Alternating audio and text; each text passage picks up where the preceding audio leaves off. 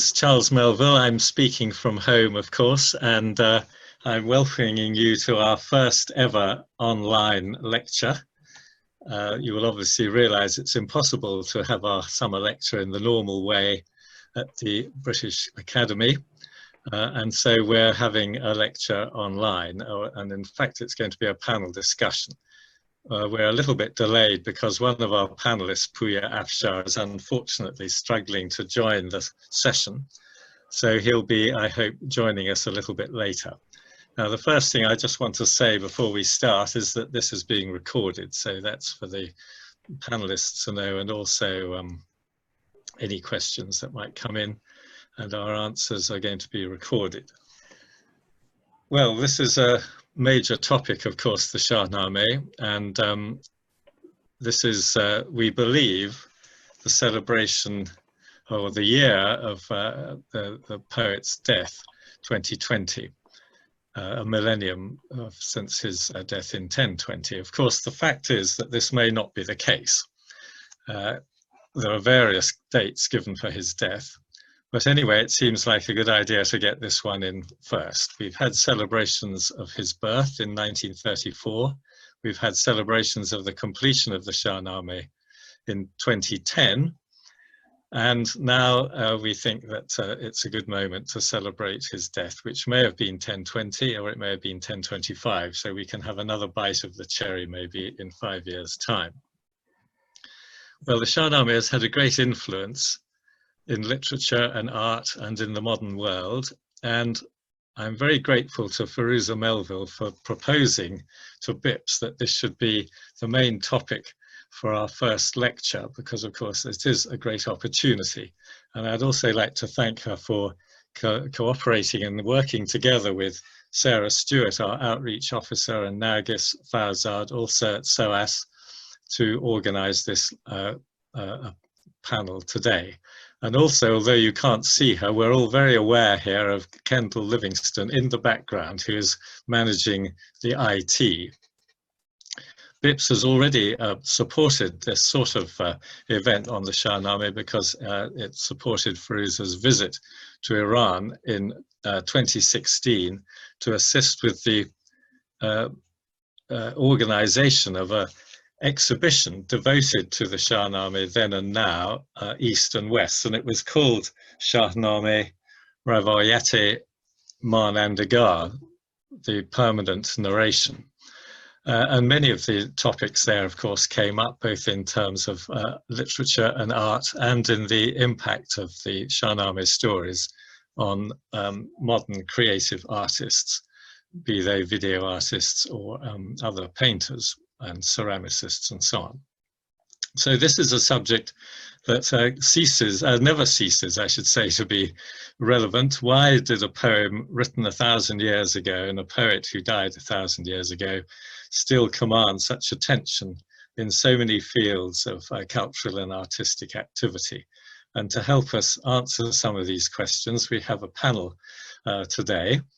And we're breaking it up into 3 sections. Our first speaker will be Professor Gabrielle van den Berg, who's the professor of the cultural history of Iran and Central Asia, who's been asked to talk about the Shahnameh as literature and its sort of enduring qualities as a literary masterpiece, which obviously partly explains why people go on reading it. If it was an appallingly badly written poem, I'm quite sure that it would have disappeared long ago, along with many others.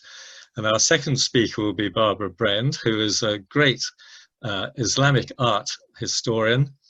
She's written many books, but of particular relevance to today's panel, she curated an exhibition in 2010 at the Fitzwilliam Museum, which was celebrating the completion of the poem. And in the same year, to mark this event, also produced a beautiful book dedicated to the Juki Shahnameh, which is one of the finest manuscripts of the poem, illustrated manuscripts, belonging to the Royal Asiatic Society and now safely stored in the Cambridge University Library. And our third speaker is Professor Pouya Afshar, who I very much hope will be able to join us soon, who is Associate Professor of Art and Design at the University of Massachusetts. And he is a video artist, among others. In fact, he had a work in the exhibition I mentioned at the Aran Gallery in Tehran in 2016. And he came to Cambridge last year to show his video Rustam in Wonderland, and I hope he's going to be talking about that, and also why the stories of the Shahnameh and Rustam in particular transferred so well into a comment on contemporary life in modern Iran. So the idea is we have 3 talks of 15 minutes each, or thereabouts, and then we'll have a Q&A session. And people are very willing to send in a question. You can't do this on chat. I think your chat has been disabled, but you can do it through the Q&A thing at the bottom of your screen. And it would help if you indicated who the question was directed to. And I should also say, we have no idea of our audience because, of course, it's such a beautiful day anyway in the UK that everyone may decide to go and lie in the garden.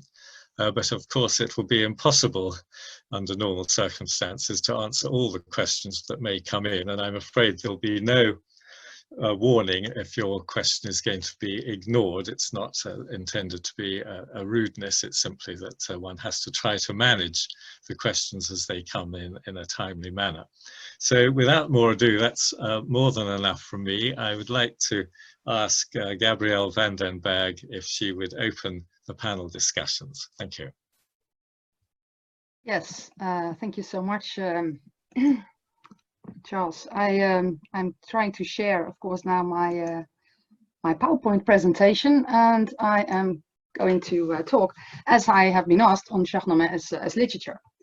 So, the Shahnameh, or Book of Kings, celebrated its first millennium, as you just said, in 2010, and now 10 years later we commemorate that 1,000 years ago, in the year 411 of the Hijra, Ferdowsi passed away in his hometown, the city of Tus, where he was buried in his own garden. Now today, this is the site of a grand mausoleum complex, befitting a poet who is credited with the preservation of Iranian identity through his great epic on the kings and heroes of Iran. The present mausoleum in Tus, and I'll just show a map with Tus in a red square. So the present mausoleum in Tus is a 20th century construction, but reports on pilgrimages to his grave in that same place are abundantly present in Persian literature. One of the first about whom we know that he made such a pilgrimage is Nizamiye Aruziye Samarkandi, who speaks about his ziyarat to Ferdowsi's tomb in the year 510 of the Hijra, so around 1116 or 17, almost 100 years after Ferdowsi was buried there. In his Chahar Maghale, or 4 discourses on the 4 offices indispensable to a ruler, Nizamiye Aruzi provides a vivid account on Ferdowsi, the creation of the Shahnameh, and its disappointing reception at the court of Ghazna. The story is part of the 2nd discourse of the book, entitled On the Essence of the Science of Poetry and on the Competence of the Poet. In this entertaining story, Nizamiye Aruzi relates how Ferdowsi worked on his magnum opus for 25 years in order to supply his daughter with a dowry, and how he dedicated his epic poem to the great Sultan Mahmud of Ghazna, and how he brought it to Mahmud's court. Mahmud, ill-informed by his courtiers, paid Ferdowsi a pitiful sum of money that was in no measure equal to the value of the Shahnameh. Ferdowsi took his leave and gave the 20,000 dirhams that he had received away, fled the city of Ghazna, and found refuge with the Balwandid ruler Shahriyar in Tabaristan, to whom he proposed to dedicate the Shahnameh instead. And in Tabaristan, he composed a satire on Mahmud that was bought by Shahriyar in order to keep Ferdowsi safe from harm. But years later, so Nizamiye Aruzi tells us, while on one of his many campaigns to India, Sultan Mahmud was struck by the brilliance of an appropriate verse quoted by his minister. And I hope you can see the verse here. So the verse says, Agar juz bekam manayat jawab, mano gorzo meidano afrasiyab. To which Mahmud answered, "In beit kirast ke mardi azu hamizayat." So if the answer is not to my liking, it will be me, the mace, the battlefield, and Afrasiab. Onto which Mahmud said, "Whose verse is this, which oozes manliness?" And he was told, "It is from poor Abul Qasim Ferdowsi, who toiled for 25 years and did not see any fruit from it." So when he was told that the author of the verse was none other than this poor Ferdowsi, Mahmud felt bitter remorse and ordered a proper reward to be brought to Tus. One of the most moving passages in the account of Nizamiya Aruzi is how a caravan worth of 60,000 dinars reached the city just as the corpse of Ferdowsi was taken out of the city gate. This well-known, romantic and tragic story about Ferdowsi has been very influential in shaping the image of Ferdowsi and the Shahnameh.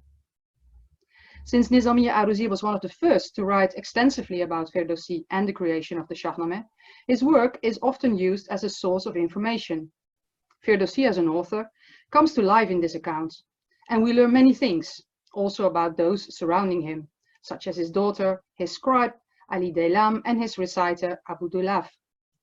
But this account is not only a valuable, if perhaps unreliable source of information, it is also, and perhaps more so, a literary work that offers some insights into the literary appraisal of Ferdowsi's epic in the 12th century. To demonstrate Ferdowsi's poetic art, Nizamiya Aruzi says the following, and I have here the text in both the original and in the translation of E.G. Brown. So I cite the translation, and to this end he left nothing undone, raising his verse as high as heaven and causing it in sweet fluency to resemble running water. What genius indeed could raise verse to such an height as he does in the letter written by Zal to Sam, the son of Nariman, in Mazandaran, when he desired to ally himself with Rudabe, the daughter of the king of Kabul. He then quotes, I hope you can see this, he then quotes 6 verses from the Shahnameh. And I'll just read a few. Yeki name farmud nazdik Sam, sarasar durud u navid u khiram. نخست از جهان آفرین یاد کرد که هم داد فرمود و هم داد کرد. And so it goes on. I'm not going to translate this because this is just a letter and I just want to say something about this. And that is what Nizamiya Aruzi has to say about this. Because he says, and that's also on the slide, he says, من در عجم سخنی بدین فصاحت نمی بینم و در بسیاری از سخن عرب هم. So, in eloquence, I know of no poetry in Persian which equals this, and but little even in Arabic, which says something about his appraisal for Arabic poetry. There are, in Nizamiya Aruzi, a few more examples of Ferdowsi's verses, but this is the one passage he brings forward to illustrate Ferdowsi's great eloquence, or fasahat. These verses come from the beginning of the Shahnameh, from the episode of the Iranian king Manucher.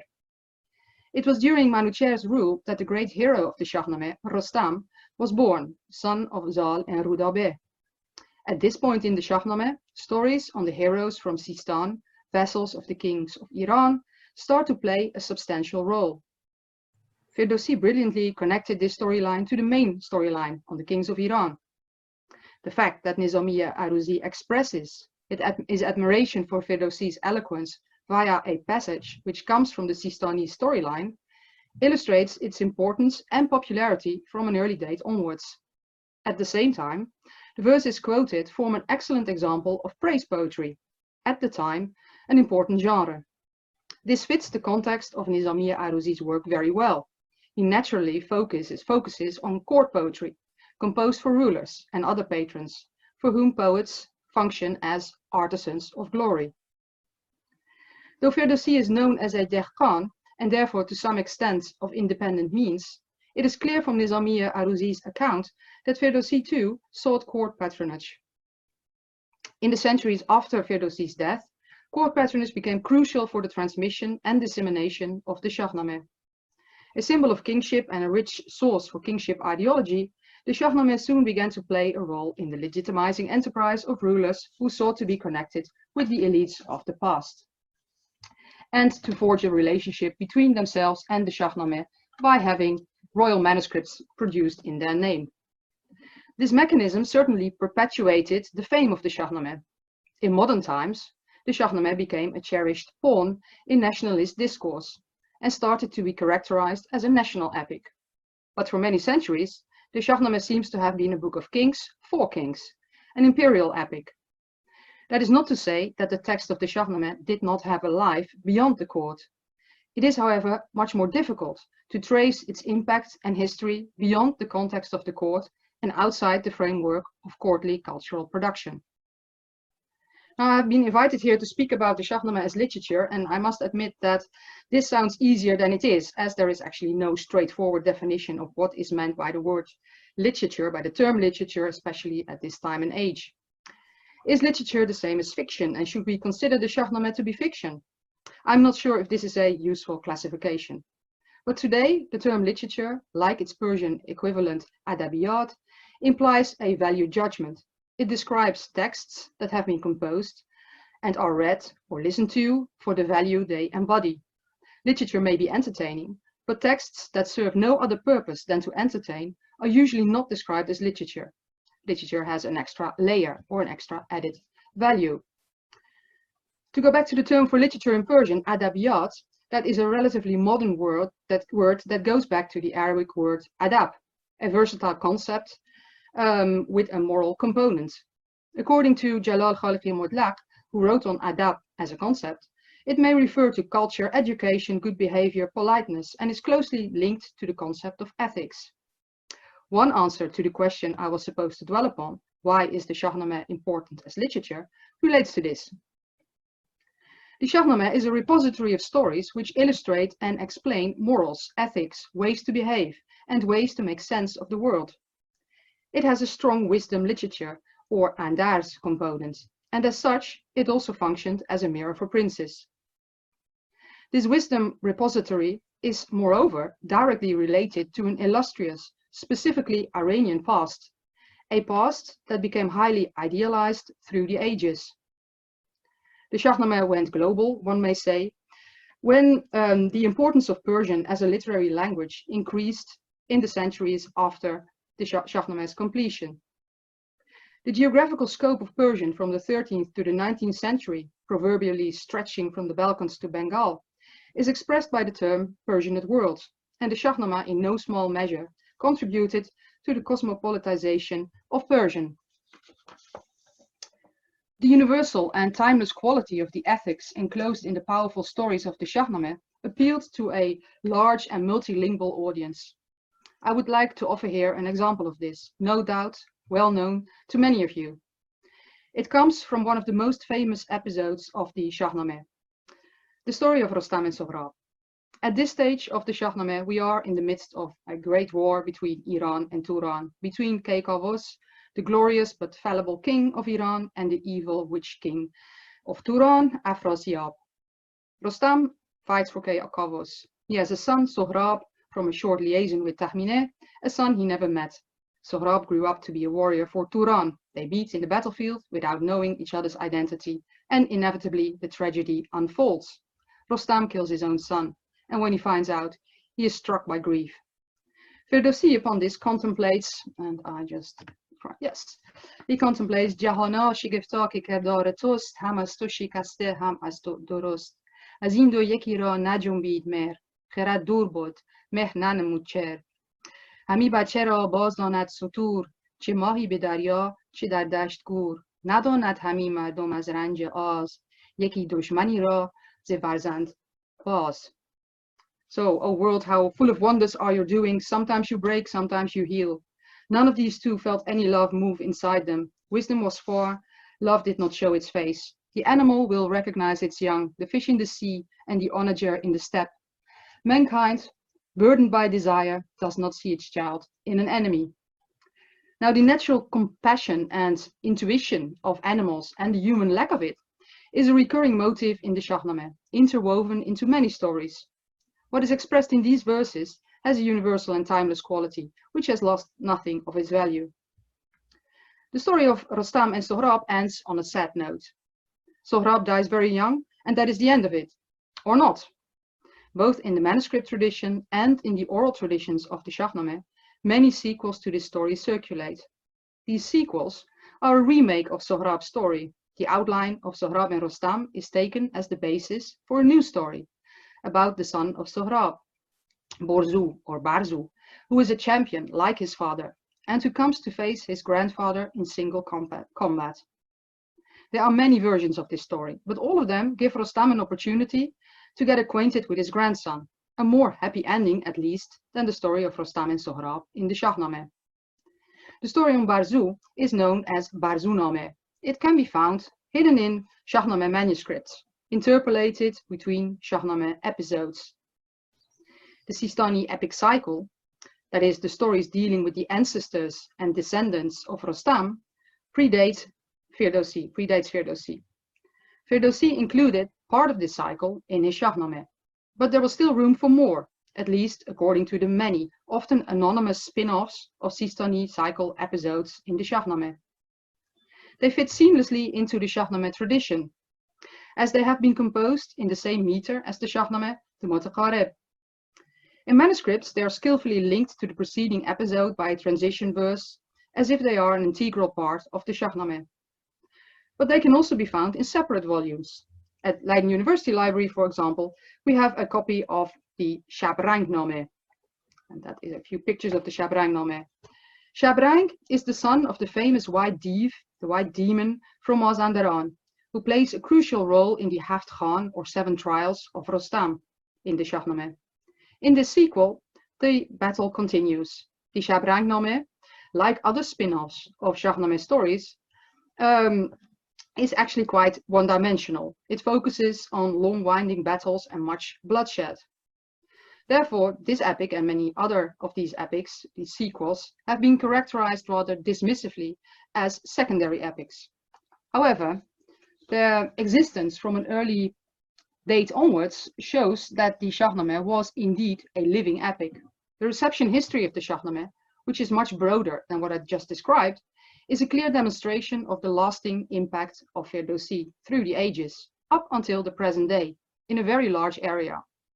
In the Pamir Mountains of Tajikistan, a beautiful song circulates on the fate of Tahmineh, the mother of Sohrab, and I'll just show the song, and I'm not going to read all of it. And it starts Tahmineam, Tahmineam, Azdar Doram, Dolimeam, and it's sung by Madazin Bahromov in Tusian, a small village in the Pamir Mountains of Tajikistan. So this is basically a version of Tahmineh's lament, which has also been, not the same version, but versions of this have also been part of Shahnameh manuscripts. And in modern Persian, including also Tajik literature, there are many examples in which the Shahnameh plays a direct or indirect role. A notable example is Simin Daneshvar's Sabashun, a bestseller which appeared in 1969 and has been translated into many languages. Its title refers to a ritual connected with Siavash, the Iranian prince who fell victim to injustice and was murdered by Afrasiab. The tragic end of Yusuf in the novel of Simin and Daneshvar in many ways mirrors the story of Siavash. Simin and Daneshvar includes at the opening of her novel a verse from Hafiz, and that translates, "The king of Turks was listening to the word of calumniators, may some shame be his for wronging of Siavash," in the translation of Peter Avery. The Shahnameh thus permeates Persian literature. Allusions to themes and motives of the Shahnameh abound in many literary texts. I did not have an opportunity to say much about the formal aspects of the Shahnameh, but I would like to go briefly into this in connection to Sa'di's Bustan, completed in 655-1257. Sa'di composed this work in Mutaqarib, in the same meter as the Shahnameh, and a meter that is associated with heroic epic ever since the Shahnameh came into being, even though Sa'di's Bustan cannot be really characterized as such. However, Sa'di honors Ferdowsi in a tazmin, or quotation, in the 2nd chapter of his Bustan, which is entitled Da Ehsan, on doing good. And this is the line, it's hopefully visible here. It says, "Chi khosh goft Ferdowsi Pagzad ke rahmat bar an turbat pak bad. Mayazar az muri ke dane kash ast, ke jan darad o jan shirin khosh ast." How well the noble-born Ferdowsi spoke. May mercy be on his pure grave. Do not injure the ant that is carrying grain, for he has a soul, and the sweet soul is beautiful. This is a jawab, an answer to Ferdowsi's verse, which is also on the slide. Makosh murakira ki ruzi kashast, ki unis jan darado jan khwashast. Do not kill the little ant that is toiling for its daily food, for he too has a soul, and the soul is sweet. In the Shahnameh, this is what Iraj, Prince Iraj, says when Tur is about to kill him, his brother, in the context of an advice to his brother not to lower himself to killing the weak. These verses, I think, form part of the answer to the question, why is the Shahnameh important as literature and for Persian literature? Thank you.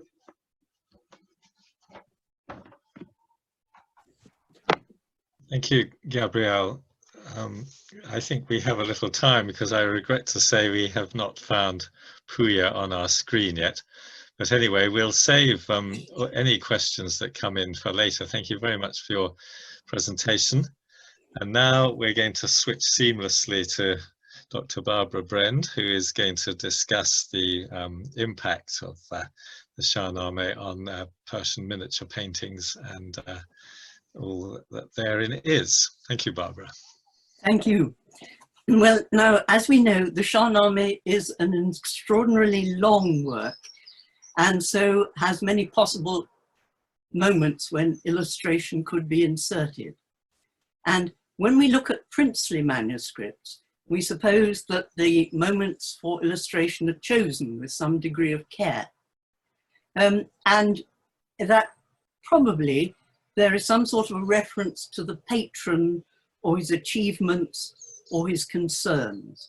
So the illustrations in a way are a sort of tool for the princely patron, and I'm only talking princely manuscripts this time, for reflecting on life in general or for the patron's life in particular. Now, can we do it?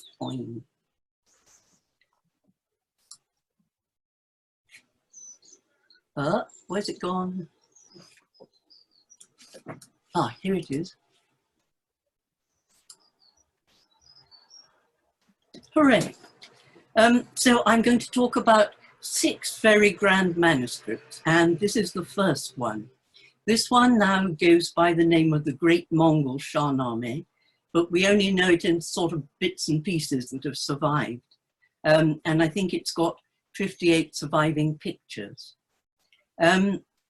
It was probably made for the Ilkhanid ruler Abu Said sometime about 1330 to 35, or possibly for his successor, but we won't go into that. It was probably designed by his vizier since 1328, Ghiyas-ed-Din Muhammad, who was the son of the great vizier Rashid ad-Din. So that's the sort of high Mongol setting. Now here we have Zav, the 7th ruler, the son of Tahmasp.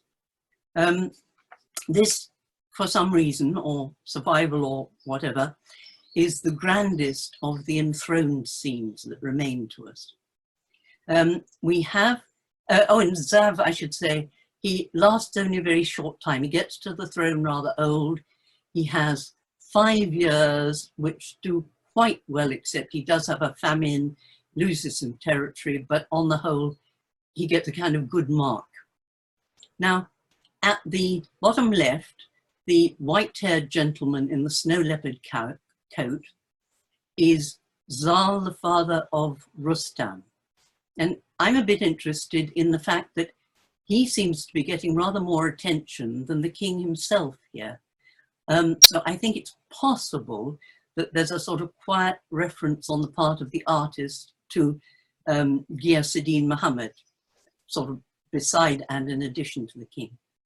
Then we have the courtiers round the throne in different hats, probably indicating different areas of the world. We have 2 honorific swords behind the throne, and Zav is sitting it very nicely. His women are tucked away decently under rather small windows. And I'd just like to mention in the upper right, there is a bit of willow, which is something derived from Chinese painting, but we're going to see more of it. Here we are with Alexander the Great, Iskander. and he's been traveling the world, and he has set up a challenge to the ruler, a princely ruler in India, the Fur, or Fur. Alexander is a little bit worried because the Indians are liable to use elephants in battle, which scare his horses. So he has an iron cavalry made, and they're loaded with naphtha, so they're able to blow flames out of their muzzles. So we have this tremendous picture, which is, I think, perhaps the most exhilarating of all the battle scenes. Alexander Iskander is coming in from the right, which is normal in Persian work, that being the right to left being the reading direction, and normally what you might call our side comes in from the right. Anyway, it's a very exciting picture. Onwards. Here we have a hero, a single episode for a hero, and obviously there's a lot of these in the work. This is Bahram Gur. He has come upon a dragon which he's dispatching. It's an extraordinary picture in the way it functions because it draws you in. As you can see, the creature loops round the tree in an almost three-dimensional manner. But almost more important is the fact we see Bahram from the back. We are almost on his shoulder. It's almost us who are dealing with the dragon. We have a nice halo around his head so that you can spot it and his helmet doesn't get lost in those mountains. But it's part, I think, of a sort of desire of the artist for the reader's total engagement in the scene. And then there is much tragedy, as Gabrielle has already mentioned. There are the ups and the down moments. Here we have the biers of Rustam and his brother Zavare, who've been treacherously caused to die by the king of Kabul and Shagad, another half-brother. So they're being carried along. And again, we get the feeling that we're in the picture because you have this sort of sensation that the biers might almost topple over on top of us. The artist has put in his own bit, which is the elephant carrying Rustam's horse, Raksh. Rustam being such a great hero, his horse has to have super strength. So it's of a super size and presumably needs an elephant to carry it. But it's rather beautiful that even in death, Raksh is nuzzling the feet of Rustam. And then we have these very sort of dedicated, keen people who are carrying the biers. Their faces marked with sorrow. They have in the picture bare feet and dark mourning clothes. And several scholars have pointed out that this may be a particular reference to a grand Mongol gentleman, Amir Chupan, who was carried from, with his son in biers from Herat, where he died, to Medina. So there may be a sort of particular side reference there. Now, second manuscript. We have now got about 60 years later, and Timur is ruling in Samarkand and his sons and grandsons are ruling in the provinces. So there's a Shahnameh manuscript which lives in Dublin and is datable by another portion of it to 800 or 1397. It's assumed to have been made in Shiraz, which was then under the control of a character called Mirza Pir Muhammad, a grandson of Timur by his son Umar Sheikh. It has been demonstrated that the pictures must be later than the text. If they're 12 years later, they come under another son, but if they're only a few years later, they're still under Mirza Pir Muhammad. Anyway, we have Rustam. You feel it's a sort of young man's manuscript. It's full of energy. We have these two very compact pictures of Rustam. On the left, he is dispatching the white deed. The figures are large in the picture, and the scene is carefully delineated, cut off for us amongst this colourful rock. Rustam must carve the liver out of the white div and take it to his king Kay Khusrau, who has been captured by bad demons in Mazandaran and temporarily blinded. On the right, we have another demon episode. In this one, Rustam has, he's looking for lost horses of the king, and he goes to sleep on his travels, and this bad demon comes and digs him up together with a piece of landscape and is going to throw him to his death. But the demon, unfortunately for the demon, offers him the choice of being thrown into the sea or onto the rock. And Rustam, knowing that the demon will do the opposite of what he says, opts for the rock, so he gets a soft landing in the sea. You can see Rustam's speaking gesture with his left hand. You can see he's working it out while holding on grimly with his right hand. The div has unfortunately got rather damaged over time, but I can't help feeling there's an element of comedy in this. One feels that this div is actually going to fall into the sea with the whole contraption. And he reminds me of those scenes that you get in cartoon films where some bad or foolish creature gets to the edge of a precipice and goes over, and then paddles desperately with its legs as it begins to fall. So these are two pictures, but this is the last picture in the manuscript, and I think it's rather key to the thought.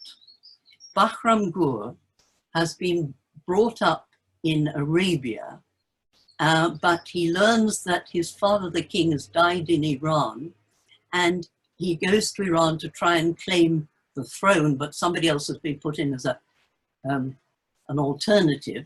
So they have a contest. Bahram Gur takes first shot at grabbing the crown from between two lions, and of course he's going to be able to do it.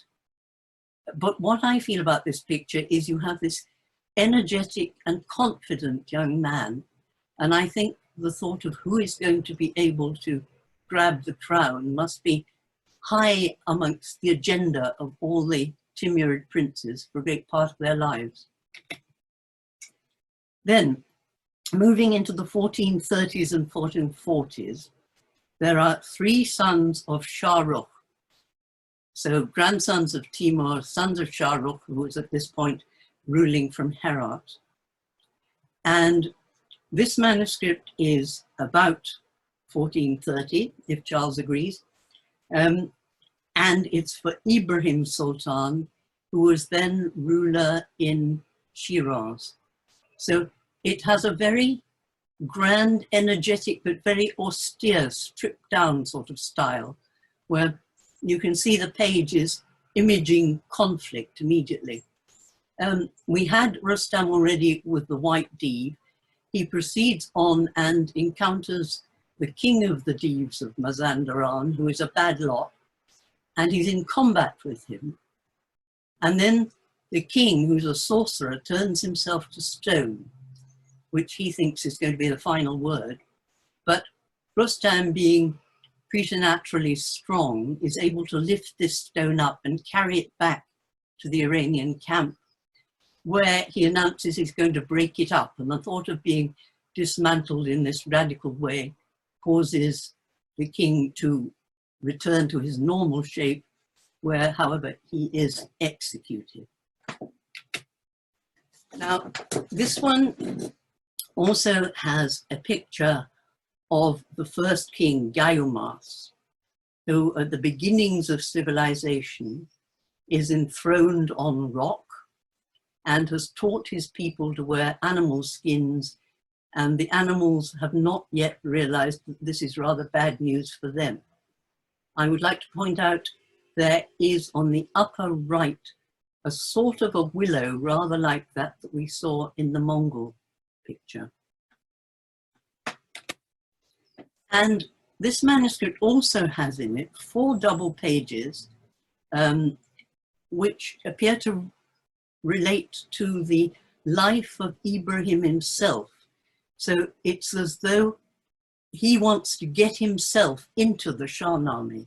He wants to be a part of it.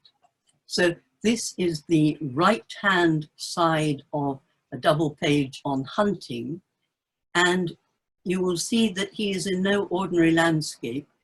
He has above him a canopy of rock, which is quite as bizarre as the throne of Gayumas, and low sticking out of the side of it, there is a willow, which you wouldn't expect to grow on the top of a hillside. Right, the next son of Shah Rukh that I'm going to mention is Baisungur. He's born in 1397. His manuscript is of 833, 1430. He lives quite a lot of his life actually in Herat. His manuscript has scenes of battle in it, but it's also notable for several scenes of enthronement. So one rather thinks that he has a sort of, he has his eye on the throne and a degree of comfortable feeling that he's very likely to get it. The style is, of course, similar, I mean dissimilar from that in Ibrahim's. We've got much more color, more detail, more luxury, figures smaller in the picture. This is Luhrasp, the son of Kay Khusrau, the great and wonderful and good king, who, when he's going to leave the world, hands the throne over to Luhrasp. So it's an image of a very easy transition in kingship. And I think that's where Baisungur thinks and hopes that he's going to be. Only, in fact, he dies of drink 3 years later, so he doesn't make it. Another picture for him is that of Faramaz, the son of Rustam, overseeing the entombment of his father Rustam and uncle Zavare, the ones that we saw being carried in the biers earlier. The text tells us that they were put on golden thrones, but we don't get that here. But what we do get is a concentration on detail of architecture and also quite a lot of inscriptions running here, there, everywhere, all round it. And I think this is Baisungur sort of reflecting on his own achievements. His mother, Jawhar Shad, had been patron of a mosque at the shrine of Imam Reza in Mashhad, building from 1416 to 18. And in 1417-18, Baisungur himself had designed a mighty inscription for it. So I think this is what he's recalling for himself or anyone else who cares to see this manuscript. Here we have the third of the sons of Shah Rukh, and not the third absolutely, but the third who has a Shahnameh manuscript. And this is Muhammad Juki. And Gabrielle has very nicely set up these pictures for me. On the left, we have Rustam. He has been in pursuit of his horse Raksh, which has been stolen by some bad people. And this leads him into the alien land of Turan. And he's forced to ask for lodging from a local ruler. And at midnight comes the daughter of the ruler and asks, well, points out, demands, asks, that she would like to have his baby. So we have this marvelous picture of Rustam looking as though he can hardly believe his luck, and Tahmineh coming in looking rather embarrassed but resolute. So I think it's quite possible that in this picture for Muhammad Juki, there's a reference to the fact that in 1435, he was pursuing one of his father's enemy, a member of the Karakuyunlu, and he gets himself not into Turan, but way over west into Asia Minor, to Erzincan, where he asks for lodging, and after a certain time, he returns from that lodging with the daughter of the local ruler there, added among his wives, his new bride. So I think there's quite a close reference there. On the other side, we have, on the right, we have Rustam kills Sohrab. And as Gabrielle has indicated, there's a whole build-up to this. It isn't just one final moment. But there are messages that should have got through and could have got through, and people who didn't say the right thing, so that Rustam doesn't know that he's plunging his dagger into the heart of his son. And he'll only realize it when the son's clothing is opened and it reveals a jewel that he's given to, that Rustam had given to Tahmini. But what I think is particular about this manuscript, this picture, whose composition is after all basically rather simple, paired horses and a death group, is the feeling of mourning conveyed by this lilac or mauve ground and the rocky ridges which almost seem to weep into it. And unlike Ibrahim and Baysungur, who might have had thoughts of the throne, Muhammad Juki has no pictures of enthronement and obviously doesn't expect that he's going to make it there. And indeed he dies possibly poisoned by his mother. However, before that we have this picture from the introduction to that Shahnameh, which I think is perhaps the most beautiful of, to portray Ferdowsi himself. Again, Gabrielle has set this up. Here is Ferdowsi. He is encountering the court poets of Ghazni. They are not at all keen that he should join them. They set him a poetic test, which, however, he is able to manage. So we assume that Ferdowsi is the gentleman in brown. But what I wanted to point out, especially for today, is the beauty of the landscape surrounding. So it's more beautiful, more lush, more floriferous than any of the other pictures in the manuscript.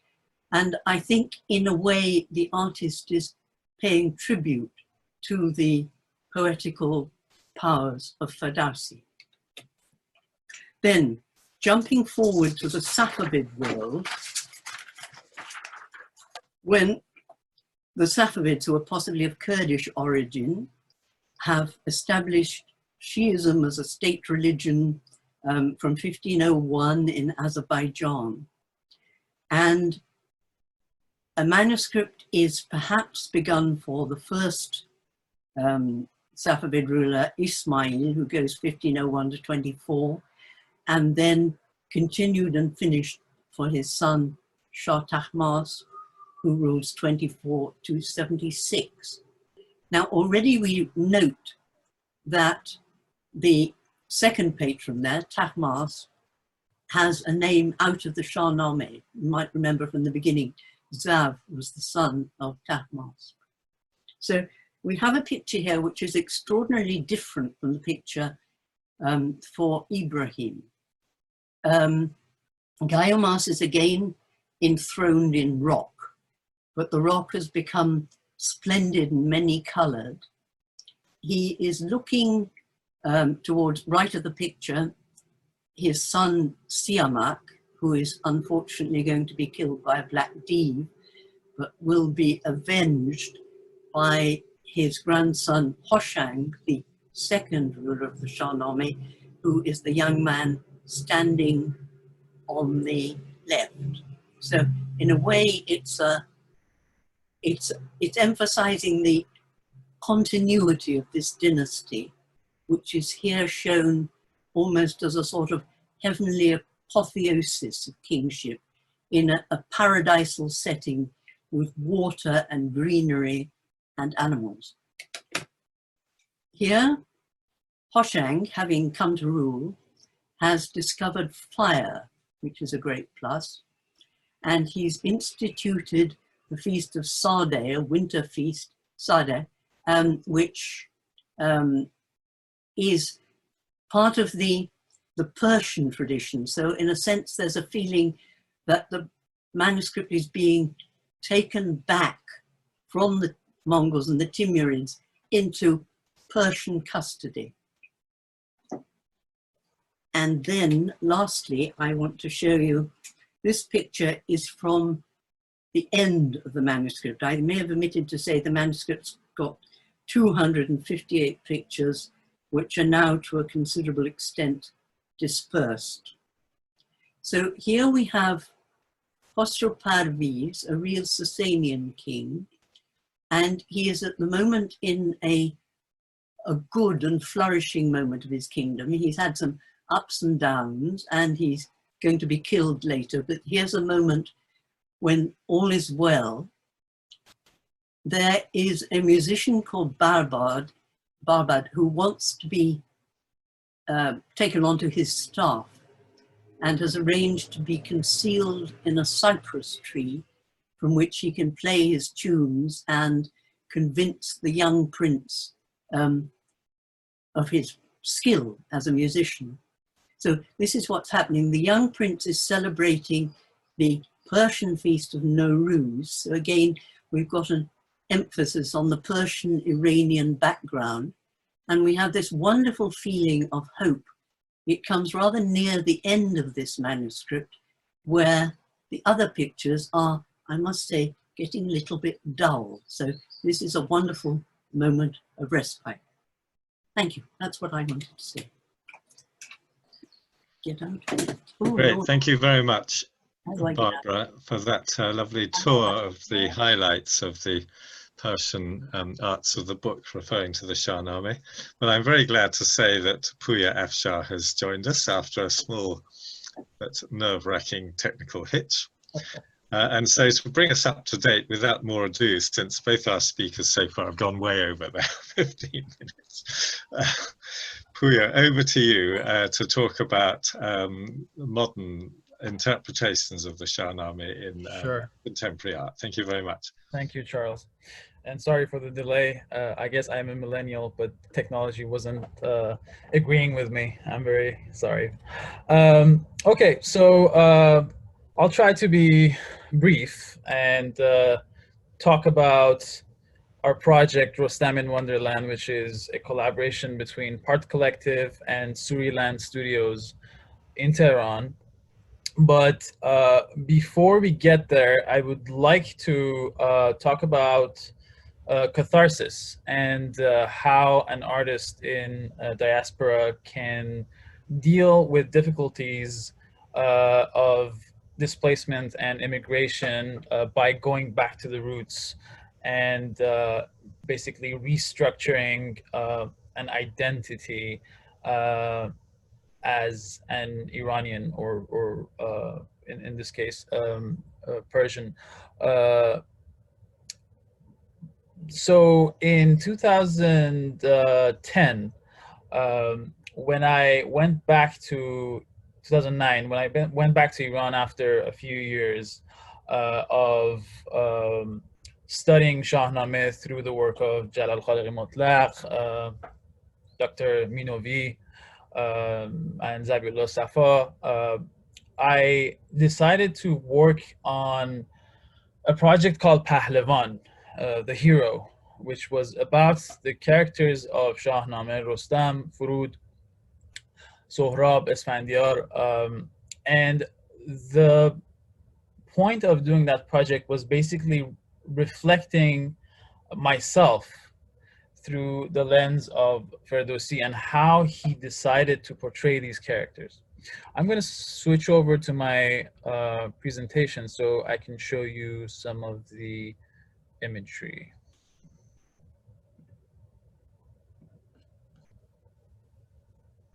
Okay.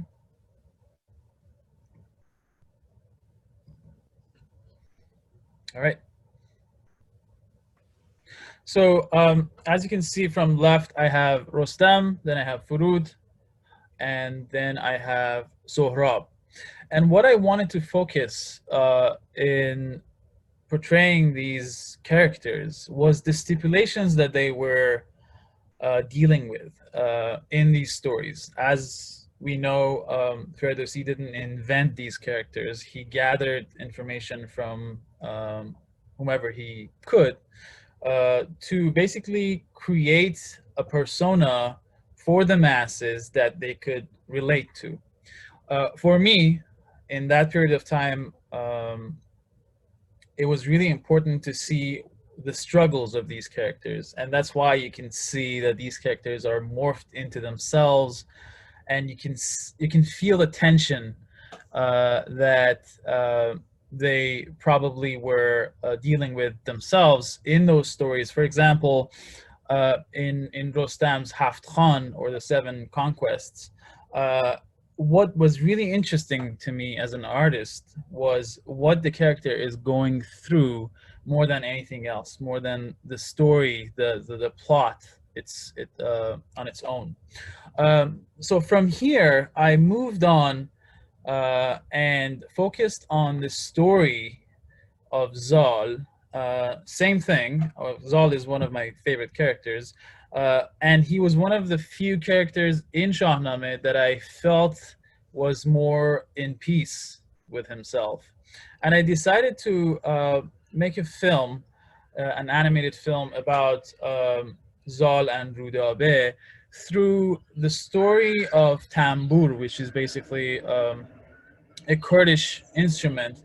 And I was basing the story on Kurdish Shahnameh and the story of Zal in that book. I'm not gonna play the entire film because the focus of this talk is on Rostam in Wonderland, but I wanted to show you the aesthetics that I preferred in showing my character and my story. As you can see, it has a very miniature-esque aesthetic and look. From here, and focusing on some of these characters in Shahnameh, I moved on to a project called Seven Conquests of Story, and it focuses on how these stories that were gathered by Ferdowsi and many more authors, how they survived time and how they got to us. It is very important to me how Ferdowsi chose these stories, or chose the right version for these stories. But what I did was to focus on these characters. These are acrylic paint on fabric. And I studied some of these stories, the more famous ones, like Rustam and Sohrab in this case, and the elements that I thought were pivotal in carrying the story. And it was really interesting because when I did this project, obviously I was going through the books and these stories from other authors as well in the United States, but then I decided to show them in Iran. I took them to Tehran, I had an exhibition, and the main goal was to basically have a conversation, a dialogue about these stories, and trying to see if people recognize them and if people recognize themselves in these stories. This is the story of Siavash in Fire, and I painted basically the important parts of the story. And whenever a person, mostly a young person, would come into the gallery, I would start a conversation with them, trying to see if they recognize any of the stories or any of the characters. And unfortunately, at that time, they wouldn't. This is the story of Zahak. And I thought to myself, well, as a nation, as a society, we definitely can learn from these stories. They have something to teach us. As we know, oral storytelling has a role, and that is educating our children. In this case, Ferdowsi is the parent, and we are the children through time after 1,000 years, and we still can learn from these stories and learn from the stories of these characters.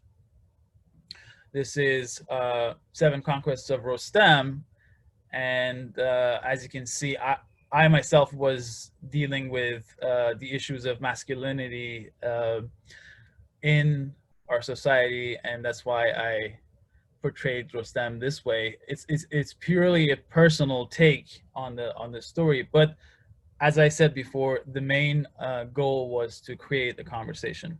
Also, we had an installation which was a collaboration with Neda Moritpour. This was an interactive project. We painted verses from Shahnameh on tiles, and we asked people to change the poem if they wanted to with these words around the frame. Many people did, just because it rhymed and they felt that, you know, they can create a new story. But also there were a few people that said this is what happened in history when some people decided to change a verse based on their personal taste, and well, the information was incorrect. So this was an interactive project. People were invited to either participate or not, and it was also revolving around the idea of the 7 conquests that stories take in order to get to us. During that time, I was fortunate to get to know Surush Rezai, which is a prominent animator in Tehran. And we decided to do an experiment with the character Rostam. And we decided to take him into contemporary Iran in the first episode, specifically in Tehran, and see how he interacts with the society and our problems. We wanted to see how collective memory and value systems in Shahnameh are formed, and also how we reflect our behavior as a nation through Shahnameh, and studying how we interact when anonymously cruising the web and comment on different things that we find online. This was an animated project in 5 episodes, but what we portrayed, and it's a satirical project, but what we wanted to see was not how people follow the plot of the animation, but the important part was to see how, again, they interact online. Because of the limitations in Iran and the filtering on internet, we couldn't go through any of the obviously the TV channels in Iran. So we decided to choose YouTube and invited people to go through VPNs, proxies, in order to view the animations. And what was important was what they commented underneath the videos. So, for example, the first episode, which we're gonna take a look at in a moment, is about the sanctions on medicine in Iran. And it was really important to see how people see this issue and how they talk about it among themselves when they're anonymous and they're hiding behind their user ID online. Another episode that I really liked is about racism in Iran and how Iranians can be racist toward Afghans in Iran. And because people would hide behind their user IDs and they could be anonymous, they would say the truth in the comments, and that sparked a conversation. So when you see the video, the little jokes here and there are not important at all. The idea is how we as a nation, as a collective, see things and how we educate ourselves and how we interact. So I did the character design, and the project was created by me, and Surush was the person who animated and directed the episodes. And the reason I wanted to show you Zal in the beginning, the story of Zal, the animated project, was to show you that that is not my aesthetic. What you see in Rostam in Wonderland is Surushes. And that's really important because I've been outside of Iran for 20 years. I'm out of touch, to be honest. I'm half and half, an Iranian American, if you say. But Surush lives in Iran and he dealt with everyday issues of life. And it was important to see what he finds and what is important to someone that is up to date on what's going on in the country. So I think it was a very successful project in carving out and some sort of identity for this character that gradually started to adapt to the new system. So to begin with, in the first episode, Rostam gets surprised by what he sees. By the fifth episode, he's learning the ways, the shortcuts, which might be a good thing, might not be a good thing. But the important part is that we can see him and hopefully see ourselves in him and reflect and see what we would do if we were in his place. All right, so I have the first episode. I'm not sure, Charles, do we have time to see the entire episode, or should we just see a part of it? You're muted. Yeah. How long does it last? I think it's 6 minutes. Well, I guess people will vote with their feet. I mean, we're almost certainly going to go a bit over time here, but I'm sure people would like to see it. So okay. They can just sign out if they don't want to. So there we go. Why not? All right, sure.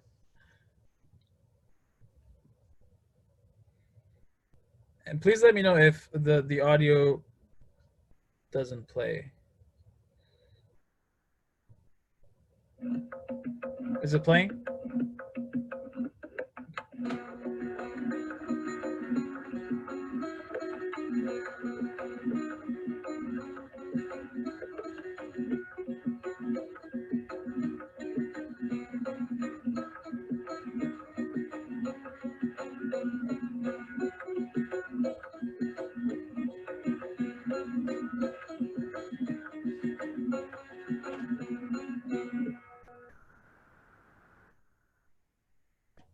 کم که در پهلوانی یل قصه بود ندانست و بگذشت سهراب را تار و پود چون نوشدارو طلب کرد و نامد ز راه ز سیمرغ کمک خواست جای کاووس شاه.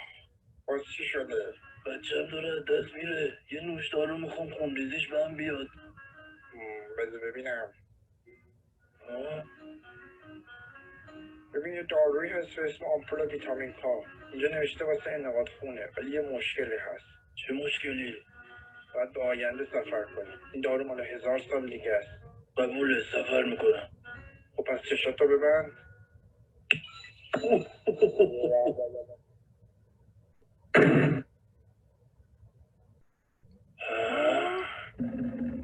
منم جام پهلوان پیلتن.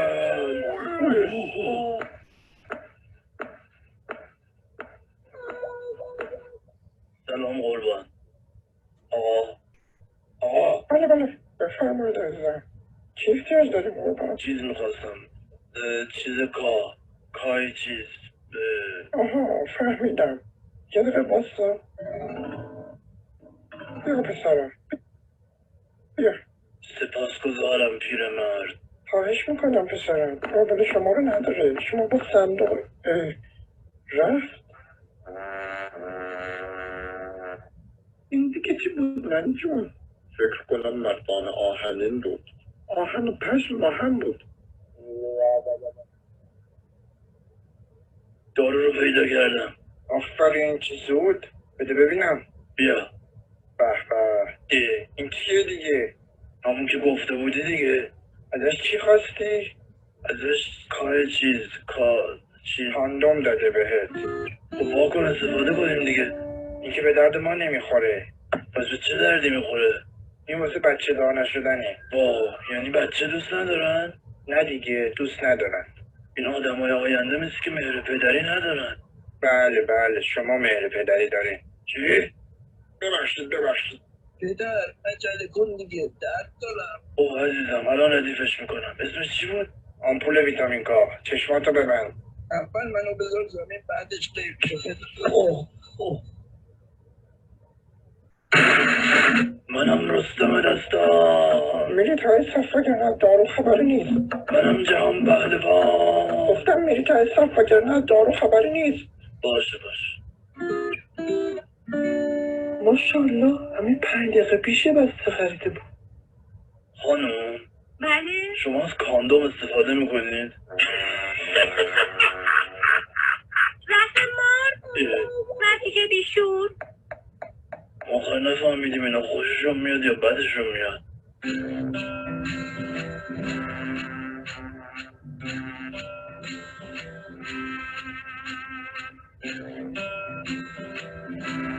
آقا نوبت شماست. آقا برادر مردان غنی. بله چی میخواستین؟ آمپول ویتامین کا. نسخه.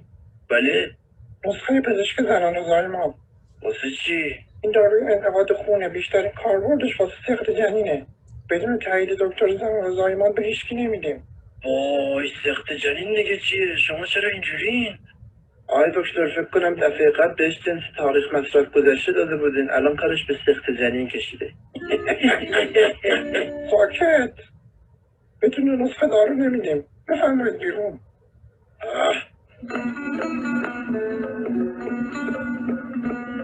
جوارو میخوای داداش؟ آره بدون نسخه نمیدن. با من بیا بدون نسخه به دارو میدن. کجا میریم؟ ناصر خسرو. قادیانی؟ اونشو دیگه نمیدونم، تو بیا فقط. زمان ما شاعر بود آخه. بپر ترک موتور. چقدر باحاله. منم رستم دستان جهان پهلوان. چی کار میکنی داداش؟ پلیس میگیره موتور رو میخوابونه. آروم بگیر یه دقیقه. خب بابا چی میخوای؟ آمپول ویتامین کا. واسه برم واسه بیارم. بیا گیر آوردم. آمپول ویتامین کا. آفرین خودشه. حالا تزریق کن. به کجاش؟ به پشتش. به کجای پشتش؟ باش. آها آفرین. آی پدر درد داره. آروم شروع کن بابایی. شروع کن. آها تموم شد. پسرم پدر خیلی خوشحالم از این که دوباره تو رو سالم و سرحال، چون کوه استوار و چون درخت سرافراز. چی شد؟ مرد؟ ببینم چی بود؟ ای وای چینی بود. یعنی چی؟ چینی چیه؟ هیچی دیگه، داروی چینی بهت انداختم. من برم دیگه کم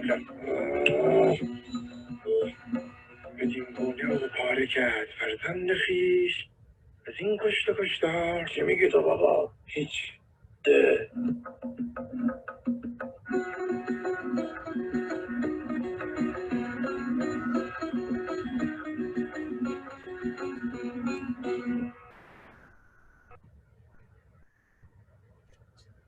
All right.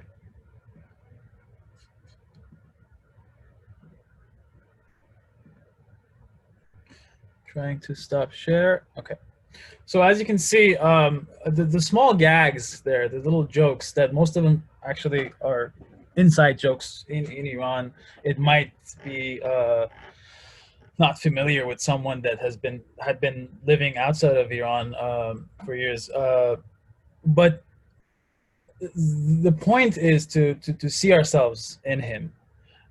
Some people commented on these videos saying, why are you making fun of Rustam? When we told them we're not making fun of him, we're basically making fun of ourselves, because he represents us and how he deals with these issues, even if they're really small, basically is our story. Thank you very much. That's all from me. Great. Well, thank you very much, Pouya. It's nice to see that again. Interesting Chinese drugs has a sort of sickeningly contemporary note to it. Right. Well, we have some questions. This is where things get difficult. I don't know quite how we're going to handle this. We've had some questions which I'm hoping some of the panelists may like to answer themselves if they haven't already done so. I don't think I'm the only person who could do this, but since Pouya's just finished, I have a question here, Pouya. I don't know if you can see this yet. If you look on question and answer, could you tell me something about the visual sources that have inspired you? For Rustam in Wonderland, the character design is basically based on what I've done before as an animator. And obviously for the looks of the characters based on what has been done so far. But for the paintings, I've been looking at old manuscripts, but also since I've been trained as a painter, studying anatomy and figure drawing myself, mostly under the same school of Lucian Freud or Bacon, Francis Bacon. It's basically a mixture of these. I didn't specifically base my paintings on a particular style, but it's something that I've developed over the years, and that's how it comes out. Yes. Great, thank you. Barbara, this is a bit random. It's quite difficult to keep on top of these. Barbara, there's one here. Did you see this? Would you like to answer it live? I'm wondering about the skin tones in the paintings. Oh, I thought you said you were going to. The note says Charles Melville is going to answer this question. Oh, really? Gosh, I didn't realize that. But it might be nice if you did. No, it is interesting. It is various. Maybe it actually reflects a Mongol court. I don't know. You will have seen perhaps that in the Iskander picture, the Indians were given a darker skin tone, and we quite often see dark skin tones for unspecified sailors on ships. There was a sort of association probably that ships tended to be sailed by Indians. If you want to go more into it, there is an article available on the showing of black people in Persian painting by Professor Robert Hillenbrand, which is probably around on the internet somewhere. I think that's what I'd like to say basically. Okay, thank you. Of course, we could also entertain some questions across the panels. I mean, if any of us have questions for anybody else. I have something to add, if you don't mind. Yes, please. I saw a comment here, which is really interesting. I saw a comment here, someone saying this cartoon is stupid. Yes. And you should invite Dr. Jalal Khalaghi Mutlaq here to talk. That is exactly what we were after when someone chats. It's easier for us to type things on the web. If this comment by a professor was not a written one on the web, it wouldn't say this cartoon is stupid, right? But we show ourselves this way. And yes, obviously, Dr. Jalal Khalaghi Mutlaq is awesome. That's one of the persons that basically made me get interested in Shahnameh as a young immigrant, Iranian immigrant to the United States. So I was drawn into Shahnameh by the work of these scholars. But do you think people in Iran living their everyday life are going to be drawn into that as well that way? No. The reason this cartoon or this animation is very simplified is to draw in masses and engage them in the conversation. And then because it's simple to digest, we can explore more into deeper and deeper and deeper issues. So that I just wanted to mention that. Thank you. Gabrielle, there's a question here from Pegar Shahbaz. Did you see that? Thank you. I did see it, and I actually thought that's an interesting question. So, in how far was the Shahnameh influential for the same kind of epics used or made for non-Iranian or non-Muslim rulers? Now, non-Muslim rulers, I wouldn't know, to be honest, but I think that's something Pegar herself works on. But as for the non-Iranian rulers, that's an entirely different issue, because we know that the Shahnameh was especially cherished by Turkic rulers. I think you can even argue that thanks to the patronage of Turkic or rulers from Turkic descent, the Shahnameh really, got quite a boost. So, and I was referring in my written answer at least to Timur and Timur Nameh, but also guiding her towards you, because I think you work on this kind of epics. So that's more like your topic, so to speak. Well, I mean, just very briefly, it's more the point of the non-Iranian rulers. I mean, you could say Timur, or in fact, of course, that was written after the death of Timur, but Hasafi's verse chronicle. But I think that it's clear that the whole genre of celebrating kingship in verse was something that was appropriated quite willingly. I mean, there was even a Shahnameh, for George, written in India, and there are many other examples of sort of emulations of the Shahnameh in different cultural and geographical zones. So, well, essentially, this is an enormous question, but I'd be very happy to have a conversation about it later. But there is, of course, an enormous impact. It's not just the Shahnameh itself and this sort of secondary epics that Gabrielle referred to, the so-called Sistan cycle, where later poets were sort of scooping up elements of the story they thought Ferdowsi had left out. I mean, this is transferring the idea to other milieux, as I say, in other courts, particularly, as Gabrielle referred to. It's really court poetry. Of course, in the Ottoman Empire, there were several, they had a Shahnameh writer who was celebrating the deeds of the Ottoman sultans in verse that was emulating, Persian verse that was emulating the Shahnameh. So that's a sort of a brief answer to that question. Thank you. This, of course, is the unrehearsed part of the program. The number of participants has gone up, actually, since we started rather than down, which is rather remarkable. I'll try to find another question here. This is perhaps one, I don't know, for Pouya. Did you see this? What is the role of the Shahnameh in the narrative of glorification of the pre-Islamic past in the years preceding the constitutional revolution? So 19th century, I suppose, and before. Do you detect any? I cannot see the question. It should be addressed. They should be. If you look in Q&A, unfortunately, it's quite difficult to see the whole lot. How do you make sure that you are not?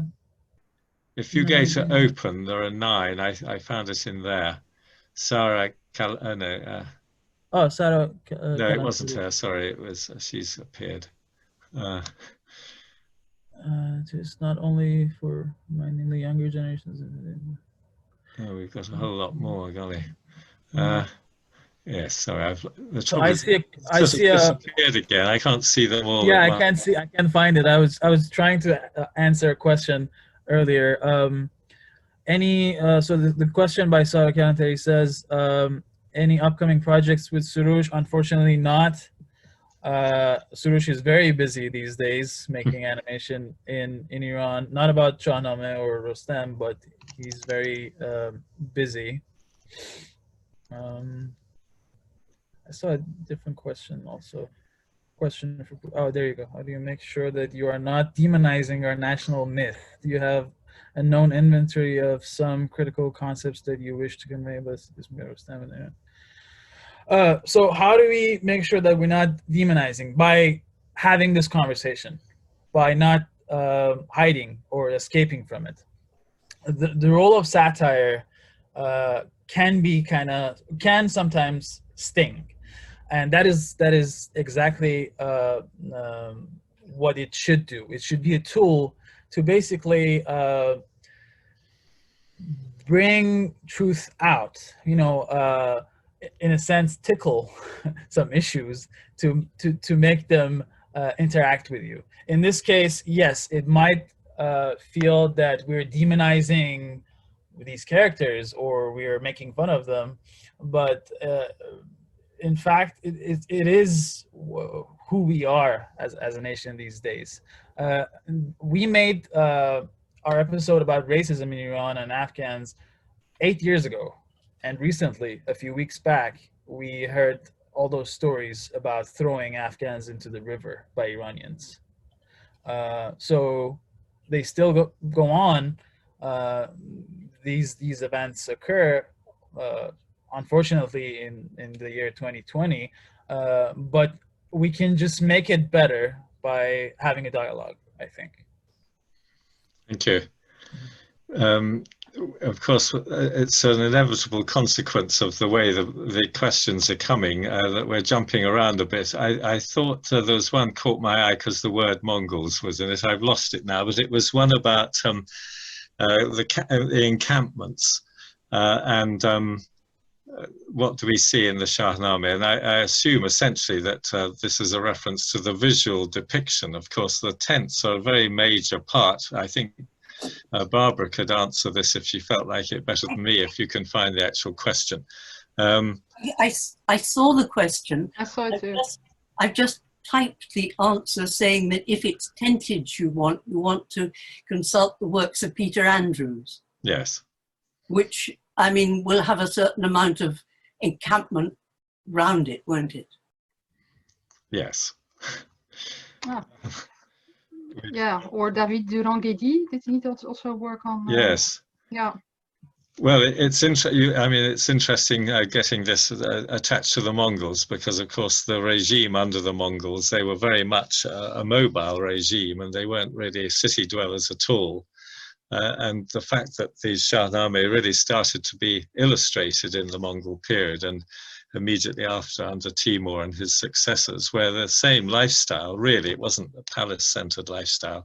The tents do play a very big part. And if you look at many of these miniatures, they're all taking place out of doors, which of course would be the artist's a court artist's own experience of court life. The chances are they wouldn't be in a palace somewhere. We have one here. The Shahnameh is still remarkably under-referenced in mainstream modern works of non-Iranians compared to ancient Greek, Roman or Japanese tales. Why is that? Well, I could start by saying it's a disgrace.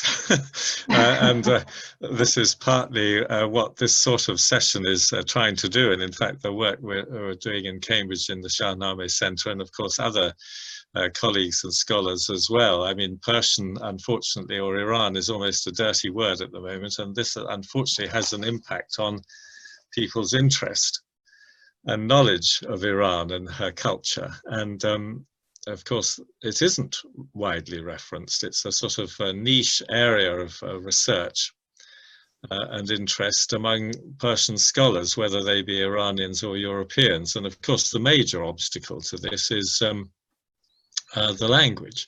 But there are good translations. And, you know, I hope that this sort of event and any follow-up that takes place will help to give the Shahnameh more prominence, which it certainly deserves. Anyone else want to say anything else on that topic? On translations?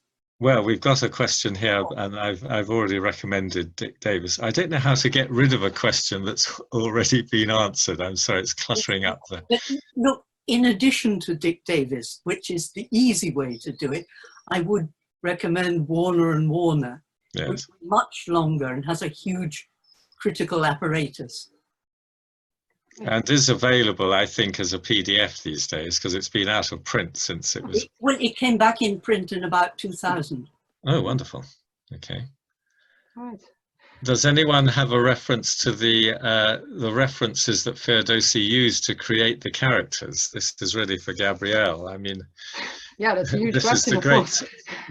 Yeah, well, we know Ferdowsi himself refers to his sources to some extent in the Shahnameh, and there was a tradition of writing books for kings, and we know he had access to, or at least we assume, he had access to the prose Shahnameh of Abdurrazak. So yeah, those were our references. But apart from that, what is interesting, or what I find always fascinating in the Shahnameh, is that he brought in Ferdowsi, that is the Sistani epic cycle, of which we know something too from before Ferdowsi, for example, from the wall paintings in Panjakent in present-day Tajikistan. There is a tradition there. The problem is, of course, that we cannot access that tradition very easily, and even for the so-called Khwadai Namaks, the books of kings for kings in Middle Persian, well, many of them are simply, or many of them, it's a lost tradition. So there's a lot of guesswork there and speculation, and there are many people who have been working on this. I think, for example, Turas Daryoi is one of them. I think I would advise people to look into that. But there is, of course, a lot, but also a lot is uncertain and will remain uncertain, I'm afraid. And people always looking, or Khalid Madlaq certainly did that to a large extent, looking for references in the Shahnameh itself. But there's always the issue, and that was also my point about what is literature, the issue of how should we evaluate these references. So that's also a perennial problem. Thank you. There are one or two more. Can I just go back? There was a question on in how far Ferdowsi might have been influenced by Western epics, like Virgil, yes, and Homer. Well, I think not at all, to be honest. I didn't see any. I can't. Of course, epics. I remember when having to defend a grant proposal that there was a classic amongst the people who interviewed me, and she was really interested in the connections between let's say the Greek Persian cycle and the Persian epic cycle, that being the Sistani cycle, so the follow-ups on Homer's epic. I guess the thing is that many things do happen without there necessarily being a sort of connection.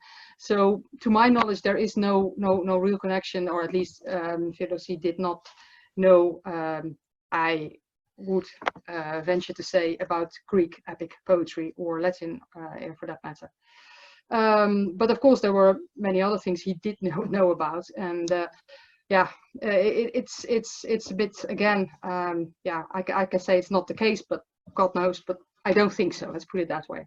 I think he knew Middle Persian and Arabic, but not Greek. So I have a question now. Why do you think tragedy repeats in the work of Ferdowsi, Homer, and Virgil?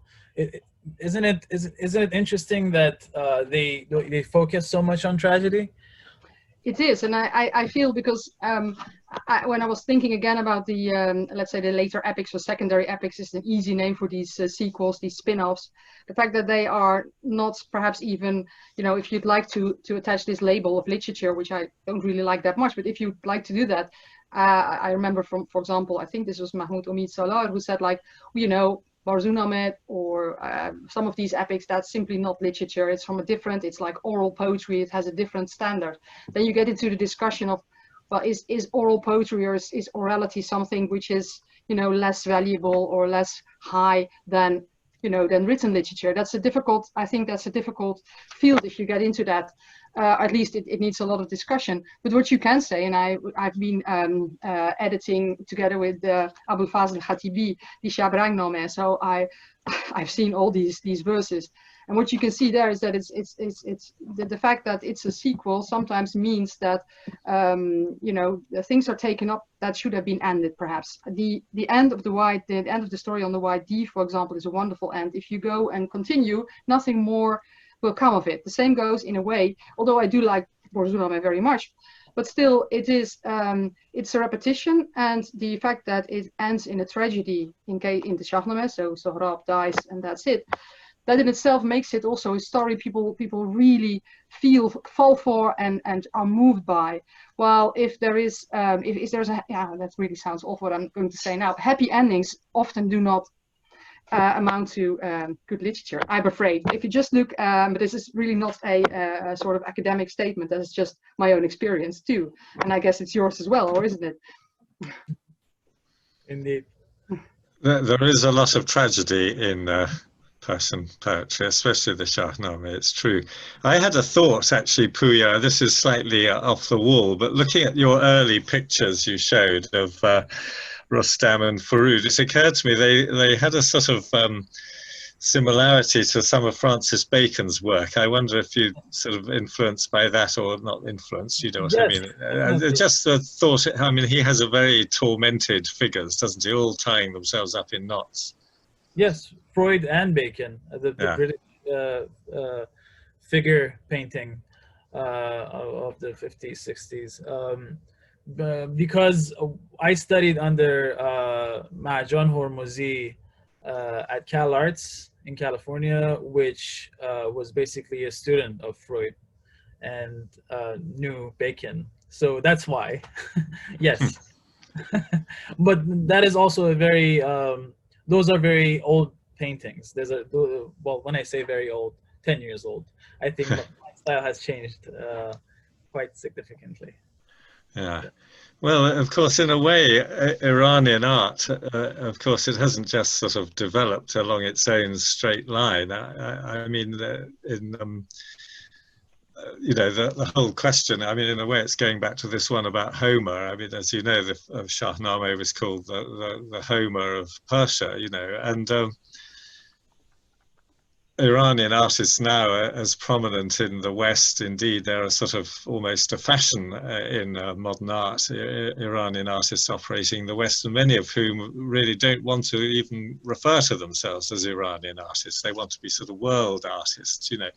And I wonder if you have a thought on that, because you can't entirely divorce yourself from your sort of your genes and your mother's milk, as it were, even if you want to. And is it even desirable? I mean, what's wrong with being an Iranian artist who speaks to the world? Just like Ferdowsi is a Persian poet, we're saying at the moment he tends only to speak to people who read Persian, unfortunately. But you see, we've lost that. Even in the 19th century, I think people were far more familiar with Persian literature generally than they are now. But you know, it is an issue, isn't it? If you have to somehow divorce yourself from your origin to reach out to a more global audience, or not. It definitely is. I think that it becomes problematic when artists tend to produce work for a specific type of audience that desires exotic work that comes out of the East, especially in this case, Iran. Well, I do it because I'm split in half. Half of my life I've lived in the West, half of it in Iran. So it when it comes out, part of it looks like Persian miniatures, part of it comes out as bacon. So I don't control it, but also I am fortunate to be a professor, so my income doesn't come from my art. The university pays me. I don't have to make art for, you know, Iranian or Eastern dealers of art. So I don't have to tailor it for their taste. But yeah, definitely it comes out this way. Part of it is because I was an immigrant to the United States at a young age when I was 16. So I had to go back and find the roots, and in a way, that's why I say catharsis, because in a way it becomes therapeutic. It cures my home sickness, if you know. Yeah. Yeah. Yes, thank you. I guess we're going to have to draw this to a close fairly soon. There's a nice question here, though, about landscape in the Shahnameh. I wondered, this is two things, really. I mean, Barbara touched on this, of course, by highlighting the wonderful gardens and the vegetation in some of the paintings. But how much actual textual imagery is there as well, Gabrielle, would you say? I mean, the landscape doesn't actually feature much. It's usually the sun coming up over the mountains or going down over the mountains, isn't it? Yes, and the traveling, for example, I'm thinking of the Afshar travels through the wild. I mean, yes, there is some. No, I must say that, well, for example, in contemporaries of Ferdowsi, such as Farrokhi Sistani, this nature element is much more present. I think much more, at least so I do, well, see it at least. But yeah, no, I think the landscape is something which really, yeah, I always seem to look at the paintings when I think of Shahnameh landscapes, which is of course a bit strange. What I like very much, if that's not a landscape thing, is indeed the role of animals and this idea. I mean, I really think that is that's really very beautiful. So the idea that makes the Shahnameh also different, I suppose, from Homer, where there is a certain kind of yeah, humility, or at least in the approach of Ferdowsi, that man is not as good as they seem to think of themselves. And that's one of the things I really, so this extra layer in the Shahnameh is really, I think, unique in an epic, and in that respect I fully agree that it should be somehow more known. But the problem is, of course, that it's not so easy to translate it into any language, although Dick Davis did a great job. And Marjolein van Zutphen in Dutch too, but then again, no one reads Dutch. So that's about it. But Barbara, I mean, you made a very nice point about in the death of you know, Rustam and Sohrab, of the landscape sort of weeping, and in many ways people often say, why bother to illustrate a text at all? And it's a sort of another layer of interpretation. It's sort of putting in things that aren't there in the text itself, aren't they? I mean, yes, indeed. There's so much symbolism in the trees, and a dead tree or a living tree in the streams. Yes, there was a very, I mean, they developed a very sophisticated scheme, but right back from the Great Mongol Shahnameh, you've got trees speaking and indicating and bowing and all sorts of things like that, all the way through. But sometimes it gets a bit sort of automatic-y, but when it's used by a good artist, it's wonderful. And there's sort of pathetic fallacy and all this sort of stuff going on. Yeah. Charles, there was also this question on the other in the Shahnameh. I think we need to address that, because that is something which is, of course, yeah, there's a lot to say about this. And it's, I think, especially also in maybe in more later nationalist discourse, there is always this idea, so Iran is the ideal, and then we have the bad guys, the Turks versus the Arabs. And obviously the end of the Shahnameh ends with yeah, begins, no, it ends of course with the Sasanian Empire, when the Arabs come in. And it's yeah, you can interpret that in various ways, and you can see indeed the Arab as the other. On the other hand, I don't, if I read this myself, I don't feel this so much, but then again, I feel also a little bit myself like the other reading the Shahnameh, so that makes it maybe difficult as well. I think the Shahnameh does reflect, and that's something I think Dick Davis has been writing about a lot. The Shahnameh does reflect the moment of time in which it was written. It's very obvious that at the time the Shahnameh was composed, there was this large influx of Central Asian Turks into well, what we now call Iran, and sorry for this. This is and Turkic dynasties like the Ghaznavids came in power, and before them others too, a bit more to the north. So there was this interaction between Turks and Iranians, between Turko-Tajik, if you like, and this in a way can be seen as represented in the Shahnameh too. That said, of course, yeah, it's also one big family that falls apart. I mean, if you take it at face value, Iraj, Tur, and Salm, they are brothers, and Tur becomes, of course, let's say the father of Turan, the very other person. But initially, the other was, well, let's say, the own, if you can put it like that in English. I'm not really sure.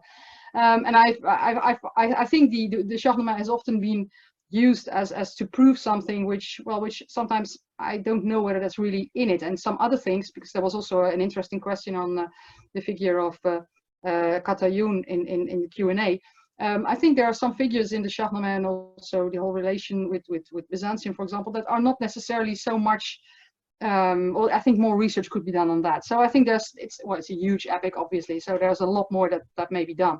But rather than sort of trying to describe the Shahnameh and fall for easy stereotypes, I think, like, yeah, we should really look into this. And yeah, I'm not sure, for example, Pouya, how do you think about this? I mean, how do you see the role of the other in the Shahnameh. I think I already told the person who asked this to ask you. But yes, well, I agree with you, but also here and there, this border blurs. For example, with Rostam himself, he fights for the Persian king, but here and there he says, "I'm gonna go to Iran from Zabulistan to fight for the Persian yes. king," which is really interesting to me. Yeah. Yes, obviously, Turan on one side and Rum on the other side, and obviously the other is always portrayed, even visually, it's portrayed differently. Like when we say Mahru, Mah is because the moon is a circle, and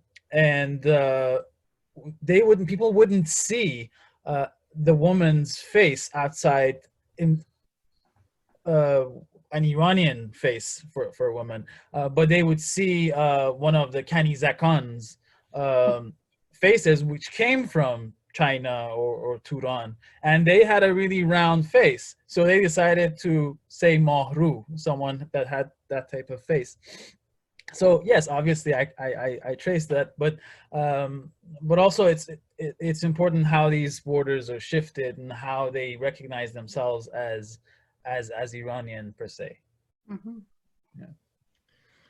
Well, I'm interested too in how this has been taken up by, for example, in this Turkic Princess Tikutat Kubilik, where the Karahanid rulers identify themselves with Afrasiab, but I also think that's filling in something at a later stage because it suits a certain discourse. So that's completely another thing. But I like very much how this works, how this plays out in each and every period. So that's really there's so much in it. So it's yeah.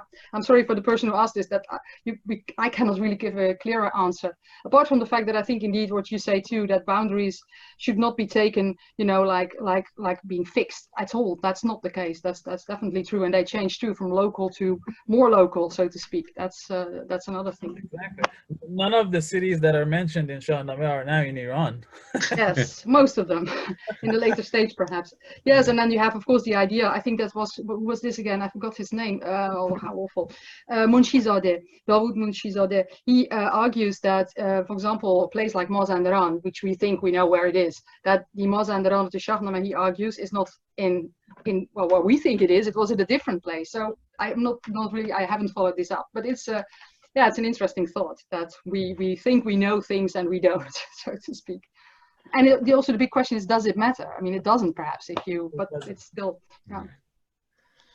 Well, we have a nice question from Alice West here. I was wondering if Barbara would like to answer it. Could you recommend any authors who deal particularly with the iconography in the Shahnameh, gestures, clothing, surrounding objects? I think this is nowadays called material culture. You can see elements in the picture that reflect the life that the artist was familiar with. Before I let Barbara answer, there's Sheila Canbury's written quite a bit about this in connection with the famous Shah Tahmasp Shahnameh, which was the last one that Barbara was revealing to us earlier in her talk. Would you like to add anything, Barbara? Well, there isn't sort of one book that is a key to the whole thing. It's been discussed in books after books, in lots of books. You could look at Canby, you could look at various things by Robert Hillenbrand. And if you get pushed, you could look at my book on Muhammad Juki. I mean, it's an expanding idea that rolls and rolls. If I may, I'd like to thank